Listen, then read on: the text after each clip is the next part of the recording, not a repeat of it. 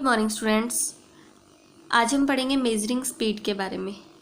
तो देखो, आपको पता है स्पीड का फॉर्मूला क्या होता है, डिस्टेंस बाय टाइम। अगर हमें किसी ऑब्जेक्ट के द्वारा डिस्टेंस कवर्ड पता चल जाए कि उसने कितनी दूरी तय की है और कितने टाइम में तय किया, तो डिस्टेंस और टाइम दोनों पता चल गए। डिस्टेंस को टाइम से डिवाइड करके फिर हम क्या पता कर लेंगे, स्पीड पता कर लेंगे। तो हमें दो चीज़ें चाहिए होती है, एक तो होती है distance covered by object and time taken to cover that distance, कि उस डिस्टेंस को कवर करने में टाइम कितना लगा उस ऑब्जेक्ट को, तो उससे हमें क्या पता चल जाएगी, स्पीड पता चल जाएगी। तो देखो, इस एक्टिविटी में आपको इस मूविंग बॉल, जो बॉल मूव करेगी ना, उसकी आपको स्पीड फाइंड करके बताई जाएगी। कैसे? आपने क्या करना है, ग्राउंड पर एक लाइन मार्क करनी है, ठीक है, चौक पाउडर से या फिर कोई लाइम से भी, आप चूने वगैरह से भी क्या कर सकते हो, इसको मार्क कर सकते हो। फिर आपने अपने फ्रेंड को बोलना है कि अपने हैंड्स में ये बॉल को पकड़ के रखे और बोलना है कि लगभग 1 मीटर दूर खड़े हो जाओ। फिर क्या करना है, अपने फ्रेंड को बोलो कि इस बॉल को जेंटली रोल करे along the ground in a direction perpendicular to the chalk line. तो ये इस लाइन के, तो ये बॉल कैसे परपेंडिकुलर में ही जा रही है ना, तो बस फिर, और जब ये बॉल इस चौक लाइन को क्या करेगी, क्रॉस करेगी, तब से आपने अपना टाइम नोट करना स्टार्ट कर देना, यानी स्टॉप वॉच को ऑन कर लेना अपने, जो हाथ में आपने स्टॉप वॉच ली हुई होगी। The ball will move a certain distance, तो ये बॉल क्या करेगी, कुछ डिस्टेंस कवर करेगी और फिर रुक जाएगी, थोड़ी देर बाद स्टॉप हो जाएगी। तो आपने क्या करना है, वहाँ पे अपनी स्टॉप वॉच को भी स्टॉप कर लेना है जहाँ पर वो रुकी थी, और क्या करना है, जहाँ पर वो रुकी है ना उसे छेड़ना नहीं है। इस पॉइंट से लेकर यहाँ तक कि आपने डिस्टेंस मेज़र कर लेनी है, कोई मेजरिंग टेप से, जिससे भी आपको अवेलेबल हो, ठीक है, उससे आपको इस ये वाली डिस्टेंस मेज़र कर लेनी है। ये तो क्या है, इस बॉल ने इतनी दूरी तय कर ली ना, ठीक है, और कितना टाइम लगा वो आपको वॉच से पता चल जाएगा, कितना टाइम लगा उसे इतनी डिस्टेंस कवर करने में। फिर डिस्टेंस को टाइम से डिवाइड कर दो और आपको क्या पता चल जाएगी, आपकी इस मूविंग बॉल की स्पीड पता चल जाएगी। तो देखो, लेट्स सपोज कि बॉल ने 4 मीटर 50 सेंटीमीटर ट्रैवल किया, तो इसको मीटर में कन्वर्ट करेंगे तो 4.50 मीटर हो जाएगा। लेट्स सपोज कि टाइम जो बॉल को लगा ना ये डिस्टेंस कवर करने में 4 मीटर 50 सेंटीमीटर, उसे 9 सेकेंड लगे हैं। तो हम क्या करेंगे, 4.50 मीटर तो डिस्टेंस होगी, उसको टाइम से डिवाइड कर देंगे, यानी 9 सेकेंड से डिवाइड कर देंगे। तो 9 5 ज़ा 45, 9 0 ज़ा 0, ये डेसिमल है तो शुरू में डेसिमल भी आएगा। 0.5 ये क्या है, मीटर पर सेकेंड, ये क्या हो जाएगा, स्पीड हो जाएगी, speed of the ball to cover 4.50 metre. और इस स्पीड से हमें क्या पता चल रहा है कि उसने 1 सेकेंड में, पर सेकेंड का मतलब होता है 1 सेकेंड में उसने कितना ट्रैवल किया है, 0.5 मीटर, ठीक है। अब देखो, अब हम पढ़ेंगे स्पीड ऑफ सम एनिमल्स, कि कुछ एनिमल्स की स्पीड के बारे में। तो देखो, सम एनिमल्स मूव स्लोली, कुछ एनिमल्स धीरे धीरे चलते हैं, एंड हैव लो स्पीड, और इसलिए हम बोलेंगे कि उनकी लो स्पीड है, स्पीड कम है। लेकिन कुछ एनिमल्स ऐसे हैं जो फास्टली मूव करते हैं, तो हम कहेंगे कि उनकी स्पीड कैसी है, हाई स्पीड है। The maximum speed which can be attained by some of the animals including human beings are given below। ये आपको कुछ एनिमल्स की स्पीड के बारे में बताया गया है। All the speeds are being given here in the same units of kilometer per hour, यानी kilometre per hour for the sake of comparison. सभी जो यूनिट्स हैं वो किलोमीटर पर आवर में ही रखी गई हैं स्पीड की, ताकि आपको कंपैरिजन करने में आसानी हो। क्योंकि जब भी हम कंपैरिजन करते हैं ना किसी भी चीज़ का, चाहे डिस्टेंस का करें चाहे स्पीड का, तो यूनिट सेम रखोगे तभी आप कंपैरिजन कर पाते हो। तो कंपैरिजन करवाने के कंपैरिजन को कन्वीनियंट रखने के लिए, ईजी रखने के लिए यूनिट आपको सेम करके ही दी गई हैं। तो देखो, एक जो स्नेल होती है कितनी स्लो मूव करती है, बहुत कम स्पीड होती है, तो 0.0018 किलोमीटर पर आवर वो मूव करती है, ठीक है। अब देखो, टोर्टोइज जो होता है, कछुआ, 0.216 किलोमीटर पर आवर, और ह्यूमन 8 किलोमीटर पर आवर की स्पीड से मूव कर सकता है। मैक्सिमम स्पीड है ये, इससे कम भी हो सकती है। अब देखो माउस जो होते हैं उसकी स्पीड लगभग कितनी होती है 11 किलोमीटर पर आवर। स्क्वेरल ये मतलब गिलहरी की 19 किलोमीटर पर आवर। और जो ब्लू फिश होती है उसकी 40 to 46 किलोमीटर पर आवर होती है। ह्यूमन स्प्रिंटर जो होता है वो कितनी होती है, उसकी speed 40 kilometre per our. Rabbit की 56 किलोमीटर पर आवर। चीता की 112 kilometre per hour. Falcon, peregrine falcon सबसे फास्ट फ्लाइंग बर्ड है, fastest flying bird in the world. Peregrine falcon 320 kilometre per hour की स्पीड से वो रन करता है। ठीक है, अब देखो a super fast train has a speed of 100 to 150 kilometre per hour. एक जो सुपर फास्ट ट्रेन है उसकी स्पीड कितनी होती है 100 to 150 किलोमीटर पर आवर। एक रेसिंग कार की speed 225 kilometre per our. Jet aeroplane की कितनी होती है around 1000 kilometre per our. Military jet की 1500 किलोमीटर पर आवर। जो स्पेस रॉकेट होते हैं वो तो एक सेकंड में किलोमीटर्स तक की डिस्टेंस कवर करते हैं, एक एक सेकंड इम्पोर्टेंट होता है। तो उनकी जो स्पीड होती है ना वो एक सेकंड में लगभग कितनी डिस्टेंस 11 किलोमीटर के अराउंड वो कवर कर लेते हैं। ठीक है, और जब किलोमीटर पर आवर में देखिए, क्योंकि ये तो एक सेकंड में थी, तो एक घंटे में कितनी करेंगे ऑलमोस्ट 40,000 किलोमीटर पर आवर। देख लो, the speeds of objects help us to decide which one is moving faster than other. Speed से हमें यह पता चल जाता है कि एक ऑब्जेक्ट दूसरे के कंपैरिजन में फास्ट है या स्लो है। An object having a higher speed moves faster than another object having a lower speed. एक जो ऑब्जेक्ट है जिसकी हायर स्पीड है वो फास्टली मूव करेगा then another object having low speed, यानी जिसकी फास्ट स्पीड है, हाई स्पीड है, वो फास्टली मूव करेगा और जिसकी लो स्पीड है वो स्लो मूव करेगा। जैसे कि एक एरोप्लेन है उसकी स्पीड 800 किलोमीटर पर आवर है और एक ट्रेन की कितनी होती है एवरेज 60 किलोमीटर पर आवर होती है। तो इसकी स्पीड ज़्यादा है ना, तो ये फास्टली मूव करेगा, ऑब्वियसली है। जबकि ट्रेन की स्पीड कम है तो ये स्लो मूव करेगी इन दोनों के कंपैरिजन में। ठीक है, और देखो ये बात भी आपने याद रखनी है कि जब भी दो चीज़ों का आप कंपैरिजन करते हो ना तो फिर उनकी यूनिट सेम होनी चाहिए। ठीक है, तभी आप कंपैरिजन आप कर पाओगे अच्छे से। अब नेक्स्ट देखो uniform and non uniform motion के बारे में। When the speed of an object moving along a straight line remains the same, we say that speed is constant. अगर कोई ऑब्जेक्ट स्ट्रेट लाइन में मूव कर रही है, अगर वो स्पीड अपनी कांस्टेंट लेके चल रही है ना, लेट सपोज वो 2 किलोमीटर पर आवर की स्पीड से ही चल रही है, यानी हर घंटे में वो 2 किलोमीटर ही कवर कर रही है, उसकी चेंज नहीं हो रही, इसी स्पीड से चल रही है, तो हम कहेंगे कि उसकी स्पीड कांस्टेंट है। ठीक है, लेकिन अगर वो स्पीड चेंज होती रहे, घटती या बढ़ती रहे, तो हम कहेंगे कि स्पीड इज़ नॉट कांस्टेंट, तो स्पीड कांस्टेंट नहीं है। So depending on the nature of the speed a moving object may have uniform motion और नॉन यूनिफॉर्म मोशन।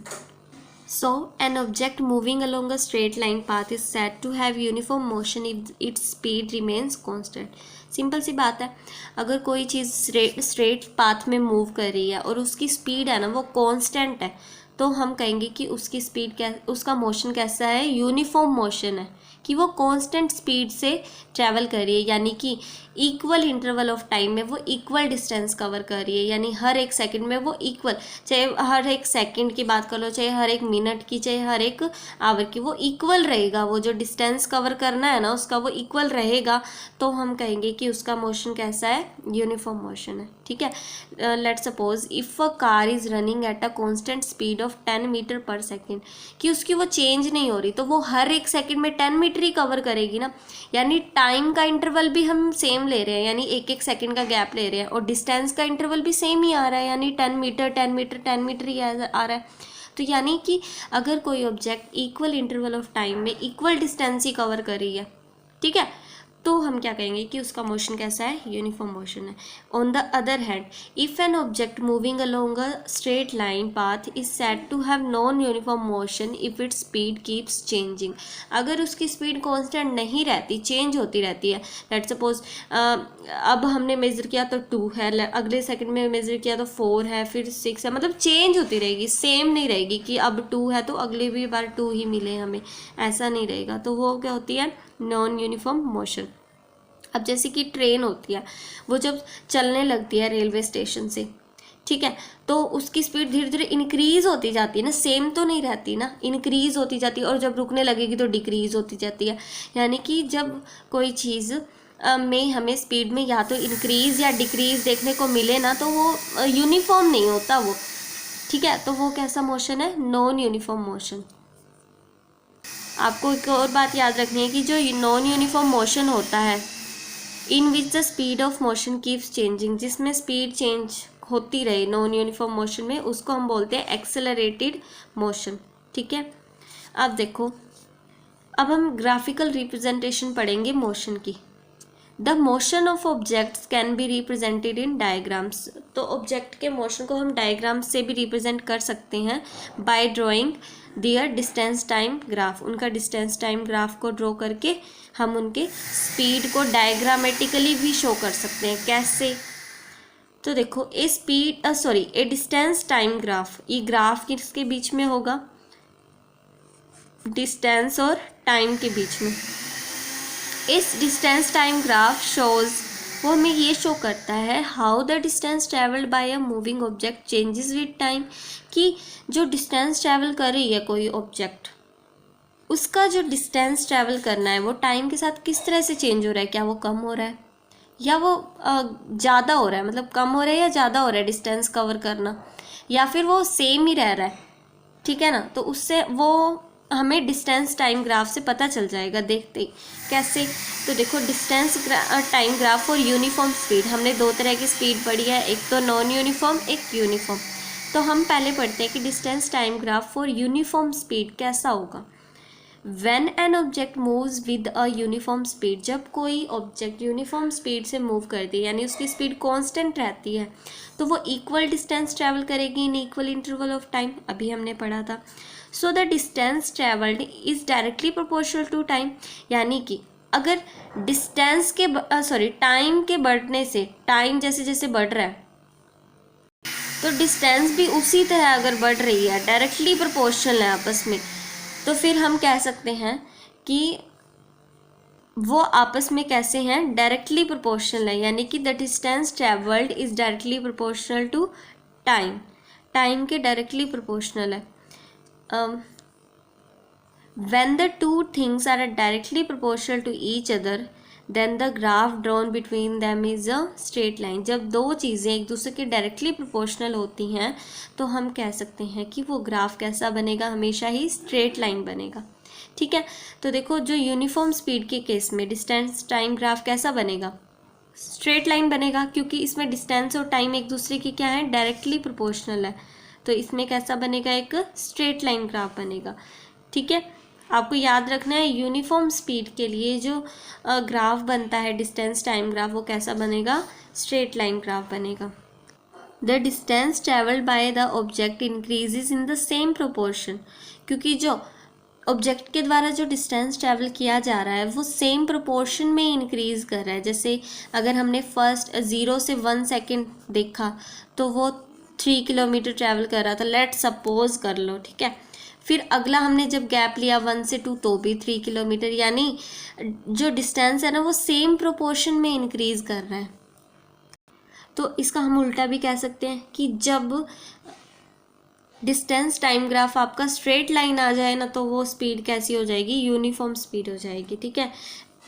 उल्टा क्या है इसका, जब यूनिफॉर्म स्पीड हो तो स्ट्रेट लाइन ग्राफ बनेगा डिस्टेंस टाइम ग्राफ, लेकिन अगर वो हमें दिख रहा है स्ट्रेट लाइन ग्राफ दिख रहा है हमें डिस्टेंस टाइम ग्राफ, तो हम कह सकते हैं कि उसकी स्पीड कैसी है, यूनिफॉर्म है, ठीक है। तो अब देखो, the slope of a distance time graph indicates the speed of the object. हमें ऑब्जेक्ट की स्पीड के बारे में पता लग सकता है कैसे, डिस्टेंस टाइम ग्राफ के स्लोप को देखकर। स्लोप मतलब देखो, जैसे ए की लाइन है, ये एक्स एक्सिस के साथ इतना एंगल बना रही है और ये जो बी लाइन है वो एक्स एक्सिस के साथ इतना एंगल बना रही है। तो ज़्यादा किसका है, बी वाले का ना एंगल ज़्यादा है एक्स के साथ, तो यानी ओ बी का स्लोप ज़्यादा है और ओ ए का कम है। जिसका स्लोप ज़्यादा होगा ना उसकी स्पीड भी ज़्यादा होगी। ओ बी का स्लोप ज़्यादा है, ये एंगल ज़्यादा था एक्स के साथ, तो ये ओ बी की स्पीड जो है ना वो हाइयर है। लेकिन जो ओ ए की स्पीड है इसका स्लोप कम है, तो इसकी स्पीड भी क्या होगी, कम हो जाएगी। तो हम ग्राफ में स्लोप को देखकर ये बता सकते हैं कि किसकी स्पीड हाइयर है और किसकी स्पीड कम है। ठीक है, अब देखो distance time graph for non uniform speed. Non uniform speed मतलब जो स्पीड चेंज होती रहे, तो इसमें है ना स्ट्रेट लाइन ग्राफ नहीं बनेगा अगर कोई नॉन यूनिफॉर्म स्पीड होगी। When an object moves with a non uniform speed, जब कोई ऑब्जेक्ट नॉन यूनिफॉर्म स्पीड के साथ मूव करती है, it travels unequal distance in equal interval of time, तो वो अनइक्वल डिस्टेंस ट्रैवल करती है, कभी 3, कभी 4, कभी 2, कभी 1, इस तरह से। ठीक है, in this case the distance travelled by object is not directly proportional to time. तो टाइम के साथ साथ तो नहीं चल रही ना वो डिस्टेंस, यानी डायरेक्टली प्रोपोर्शनल नहीं है। Hence the distance time graph is not a straight line, तो वो स्ट्रेट लाइन भी नहीं बनेगा क्योंकि डायरेक्टली प्रोपोर्शनल नहीं है। अगर डायरेक्टली प्रोपोर्शनल हो तो वो स्ट्रेट लाइन बनता है, तो इसमें स्ट्रेट लाइन नहीं बनेगा, कर्व बन सकता है इसके अंदर। The distance time graph for an object moving with non uniform speed is a curved line, curved line बन सकती है इसके अंदर। ठीक है, अब जरूरी नहीं है कि ये कर्व ऐसे ही बने, ठीक है, कर्व तो कैसी भी हो सकती है, तो लेकिन बनेगी कैसी, कर्व्ड लाइन बनेगी, स्ट्रेट लाइन नहीं बनेगी। A curved line graph between distance and time tells us that the object is moving with the non-uniform speed.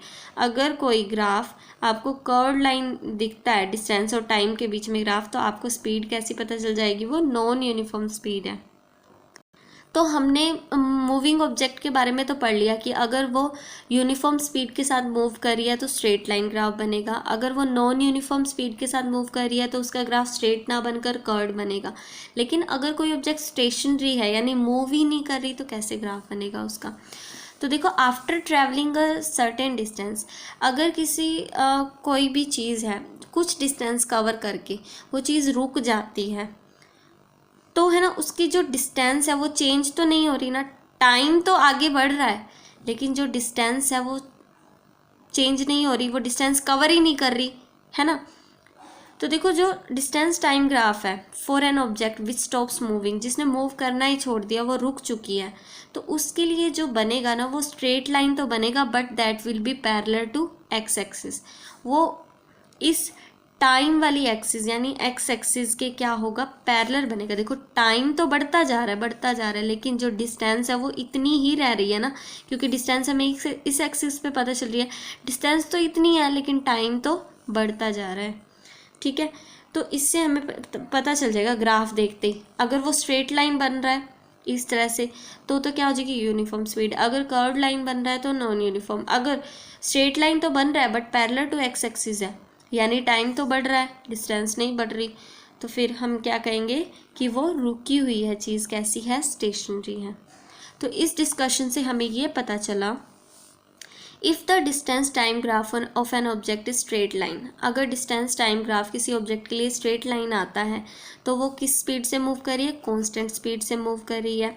और स्लोप देखकर हमें पता चल जाएगा, अगर दो ऑब्जेक्ट की बात हो रही है तो स्लोप से हमें पता चल जाएगा कि जिसका स्लोप ज़्यादा है उसकी स्पीड ज़्यादा है, जिसका स्लोप कम है उसकी स्पीड भी कम है।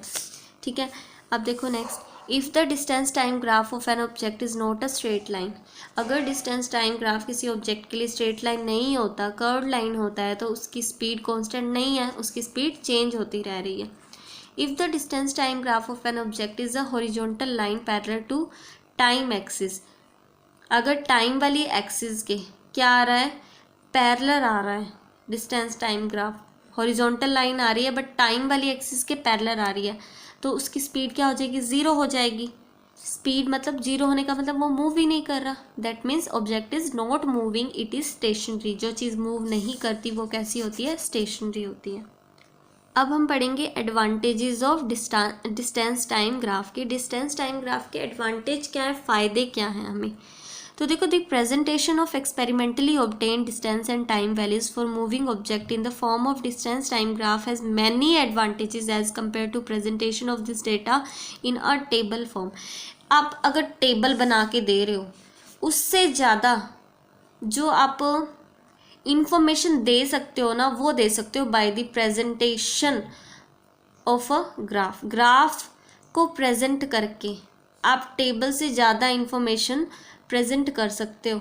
कैसे? तो देखो, the variation of distance travelled by an object with time can be seen more easily from a distance time graph than from the table and then from the distance and time values given in the table form.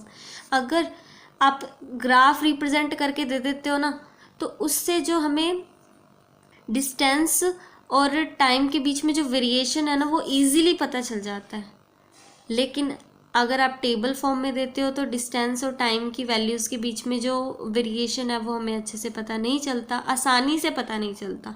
ठीक है, लेकिन graph को देखते ही हमें पता चल जाता है कि इसके डिस्टेंस और टाइम के बीच में क्या वेरिएशन हो रहे हैं।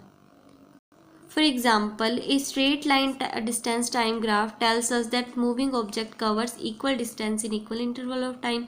अगर distance time graph किसी object के लिए straight line आ जाता है तो हमें देखते ही पता चल जाएगा कि वो object equal distance cover कर रही है in equal interval of time, यानी उसकी speed कैसी है, constant है। लेकिन अगर वो graph curved line आता है तो हमें पता चल जाएगा कि वो unequal distance cover कर रही है in equal interval of time, यानी उसकी speed constant नहीं है, यानी वो नॉन यूनिफॉर्म है। लेकिन अगर वो ग्राफ हॉरिजॉन्टल लाइन तो आती है बट टाइम एक्सिस के क्या आए, पैरेलल आए, तो हम कह सकते हैं कि वो चीज़ मूव ही नहीं करी, उसकी स्पीड 0 है, दैट मीन्स वो स्टेशनरी है। ठीक है, the data given in the table form may give information about the distance moved by the object only at certain definite time intervals, but from a distance time graph we can find the distance moved by the object at any point of time. जब आप table form में जब आप data को represent करके देते हो ना टेबल की फॉर्म में, तो जो आपने डेफिनेट वैल्यूज़ टाइम इंटरवल की हैं, आपने मेंशन की हैं, जैसे 1 सेकेंड, 0 से 1, 1 से 2, मतलब इन्हीं जो आपने पॉइंट वहाँ पर डिफाइन किए हैं ना, उन्हीं पॉइंट्स पे आपको पता चलेगा, मतलब कि इस डिस्टेंस के बारे में पता चलेगी। लेकिन ग्राफ से आपको हर पॉइंट के बारे में पता चल जाता है कि इस पॉइंट पे उसने कितनी डिस्टेंस कवर की, इस पॉइंट पर उसने कितनी डिस्टेंस कवर की, यानी कि हमें at any point of time हमें डिस्टेंस के बारे में पता चल जाएगा। लेकिन जब आप टेबल की फॉर्म में दोगे ना, जो आपने मैंशन किया है ना उसमें जिस टाइम के बारे में, उसी डिस्टेंस के बारे में पता चलेगा। आप अपनी मर्जी से किसी पॉइंट ऑफ टाइम के बारे में नहीं पता लगा पाओगे।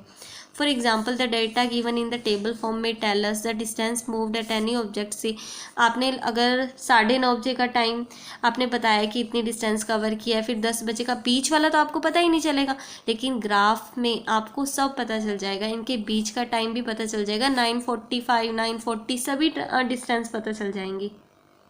अब देखो, the speed of an object can be obtained from its distance time graph. हमें डिस्टेंस टाइम ग्राफ से उस ऑब्जेक्ट की स्पीड के बारे में भी पता चल जाता है। कैसे?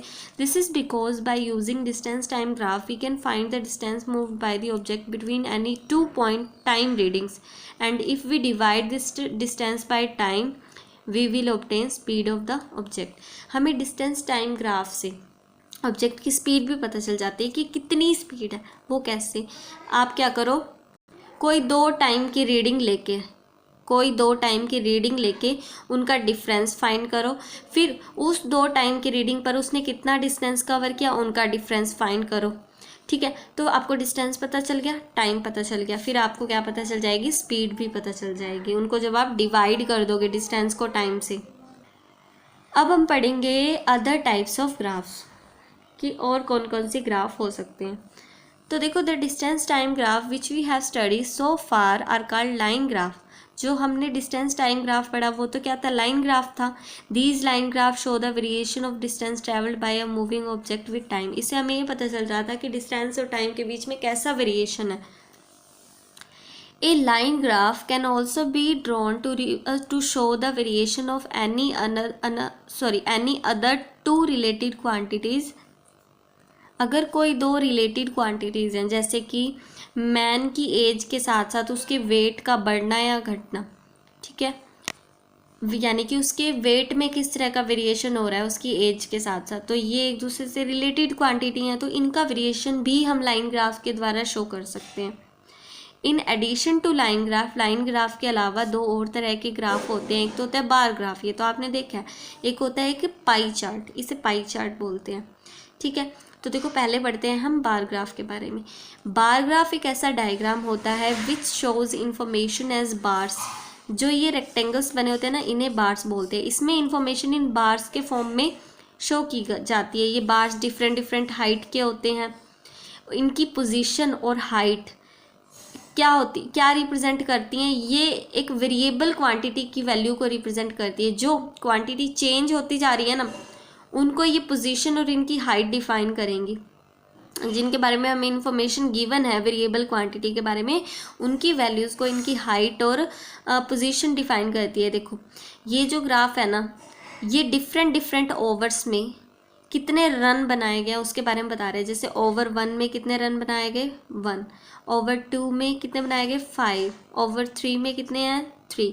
तो इस तरह से हमें क्या पता चल रहा है, ओवर्स भी चेंज हो रहे हैं और ओवर्स के साथ साथ इन ग्राफ की पोजीशन चेंज हो रही है, और रन के साथ साथ इन ग्राफ की क्या चेंज हो रही है, हाइट चेंज हो रही है। यानी एक वेरिएबल क्वांटिटी है जिसको इनकी हाइट और पोजीशन क्या उनकी वैल्यूज़ को रिप्रेजेंट कर रही हैं, ठीक है। एक होता है pie chart, this is the pie chart, ठीक है। A pie chart is a kind of graph और diagram which shows the percentage composition of something in the form of slices of a circle, the whole circle represented 100%।